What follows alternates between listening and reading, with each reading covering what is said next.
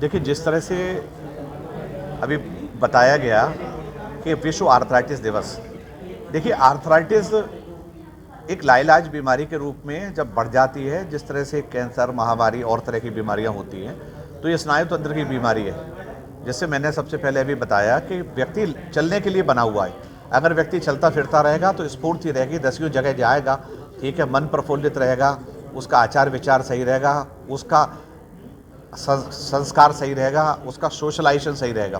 यदि कोई व्यक्ति अपंगता को महसूस करता है, खड़े रहने में तकलीफ होने लगी है, चलने में तकलीफ होती है, तो कई जगह वो जाने से बचता है और उसकी वजह से उसकी कूप मंडूक जैसी स्थिति हो जाती है। तो अपने आप को कूप मंडूकता से बचाने के लिए आर्थराइटिस का समय से सही उपचार जरूरी है। और यदि एक बीमारी अगर एक स्टेज से ज़्यादा बढ़ गई है और स्थायी अपंगता आ गई है, जिसका दवाइयों से इलाज संभव नहीं है, तो ऑपरेशन से बड़ी सुगमता से ये बीमारी को ख़त्म करके और ये बीमारी ठीक की जा सकती है। तो मैं तो यही चाहूँगा कि इस बीमारी की अवेयरनेस के लिए जो कैंप लगाया गया है उसमें अपना परीक्षण कराएं, चीज़ों को समझें, देखें और यदि ज़रूरत हो तो अपना सुगम उपचार करें। अब कहीं बाहर जाने की? जी, देखिए क्या होता है कि सपोज़ आगरा महानगर और आगरा के क्षेत्र में 200 किलोमीटर तक, आगरा से पहले तो 500 किलोमीटर तक भी मरीज आगरा आते थे। अब क्या हुआ है कि कुछ मरीज बाहर के चिकित्सक आके यहाँ भ्रमित करते हैं कि भाई वहाँ यहाँ पे सुविधाएं नहीं हैं, आप हमारे यहाँ चलिए, वहाँ सुविधाएं ज़्यादा हैं जयपुर में। मैं आपको विश्वास दिलाना चाहता हूँ, आपके जगह का चिकित्सक हमेशा योग्य चिकित्सक रहेगा, वो आपको इजीली एक्सेसिबल रहेगा। आपके यहाँ का लोकल हॉस्पिटल आपको हमेशा अकाउंटेबल रहेगा। तो अपने क्षेत्र पर, अपने डॉक्टर पर, अपनी जगह पर और अपने जगह पर जो सुविधाएं आ रही हैं उनका फ़ायदा उठाएं और अनावश्यक रूप से बाहर के और भ्रमजालों के चक्कर से बचें।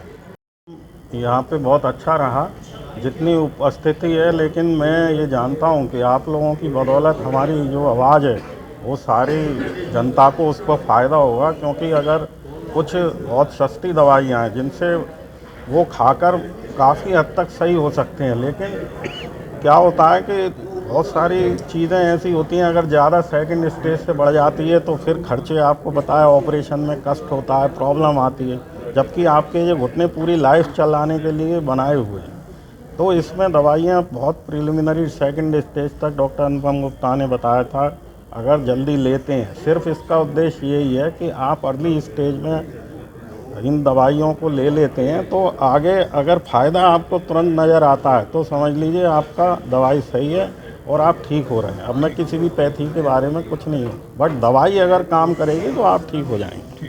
उपलक्ष्य में हमने डॉक्टर अनुपम गुप्ता जी, जो कि ऑर्थोपेडिशियन है आगरा में, उन्होंने यहाँ पे एक कैंप और अवेयरनेस प्रोग्राम रखा है, जिसमें कि इच्छुक लोगों को अपने हड्डियों के, जॉइंट्स के टेस्ट, एक्सरे और टेस्ट बताए जाएंगे, उनका निःशुल्क परीक्षण होगा। बस मैं यही कहना चाहती हूँ। तो ये जो परेशानी महिलाओं को भी होती है? महिलाओं में भी बहुत कॉमन है, जबकि महिलाओं में ज़्यादा ही होती है, उतनी पुरुषों में कम होते हैं ये मामले। और आजकल तो बहुत कम उम्र में ही ये परेशानियाँ हो रही हैं, इसलिए ये जागरूकता बहुत ज़रूरी है कि हमें इससे कैसे बचा जाए, और अगर हो भी गया है जल्दी से तो फिर हमें उसका कैसे निवारण किया जाए।